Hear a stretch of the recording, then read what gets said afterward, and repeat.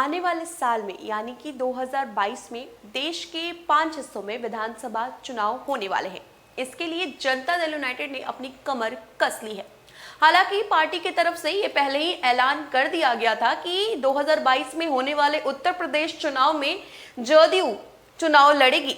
अब साथ ही साथ ये भी ऐलान किया गया था कि मणिपुर में जो विधानसभा चुनाव होने वाले हैं उसके लिए भी जदयू चुनावी मैदान में उतरेगी और जदयू चुनाव लड़ेगी।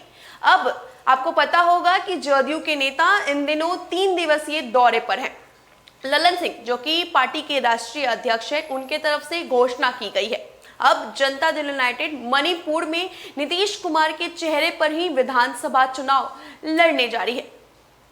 बिहार की प्रमुख राजनीतिक पार्टी जदयू ने राज्य के बाहर अपना जनाधार बढ़ाने के लिए पूरा जोर लगा दिया है। जेडीयू के राष्ट्रीय अध्यक्ष राजीव रंजन सिंह उर्फ ललन सिंह ने शनिवार को कहा कि जदयू पूरे दमखम के साथ मणिपुर विधानसभा के चुनाव में भाग लेगी। उन्होंने मणिपुर के विष्णुपुर जिले में आयोजित जदयू कार्यकर्ता सम्मेलन में ये बात कही। इन दिनों जदयू का एक प्रतिनिधि मंडल 3 दिवसीय दौरे पर मणिपुर में है। ललन सिंह ने कहा कि कार्यकर्ताओं में उन्हें जबरदस्त ऊर्जा दिख रही है। मणिपुर जदयू के प्रदेश अध्यक्ष हंकांग पाओ तालीहुल ने इस मौके पर कहा कि नीतीश कुमार की छवि आने वाले विधानसभा चुनाव में उन्हें जीत दिलवाएगी। जेडीयू का दूसरा कार्यक्रम इम्फाल में हिंदुस्तानी समाज के बीच हुआ।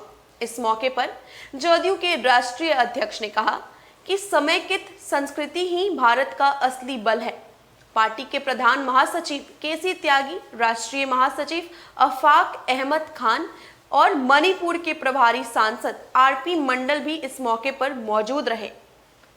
इधर प्रदेश जदयू के उपाध्यक्ष और विधान पार्षद संजय सिंह ने शनिवार को कहा कि नेता प्रतिपक्ष तेजस्वी यादव बिजली को लेकर जो चिंता जता रहे हैं वो उनका राजनीतिक स्टंट है। उन्हें ये पता होना चाहिए कि मुश्किल से कैसे निकला जाता है। ये मुख्यमंत्री नीतीश कुमार को बखूबी पता है। संजय ने कहा कि नेता प्रतिपक्ष को ये मालूम होना चाहिए कि एक समय बिहार में बिजली मात्र देखने के लिए आती थी। वर्ष 2005 के पहले स्थिति यही थी कि 24 घंटे में महज 1 घंटे ही बिजली आती थी। जब नीतीश कुमार मुख्यमंत्री बने तब इस दिशा में अभूतपूर्व परिवर्तन आया। अब बिजली 24 घंटे उपलब्ध है। ग्रामीण क्षेत्रों में भी 22 से 23 घंटे तक बिजली आती है। तो जनता दल यूनाइटेड को राष्ट्रीय स्तर की पार्टी बनाने के लिए कवायद तेज है। लगातार पार्टी के नेताओं की तरफ से तैयारियां पूरी की जा रही है। हम कह सकते हैं कि जनता दल यूनाइटेड के नेताओं ने अपनी कमर कस ली है। पहले उत्तर प्रदेश और अब जनता दल यूनाइटेड की तरफ से एक साफ कह दिया गया है कि मणिपुर में भी जदयू चुनावी मैदान में उतरेगी और चुनाव लड़ेगी।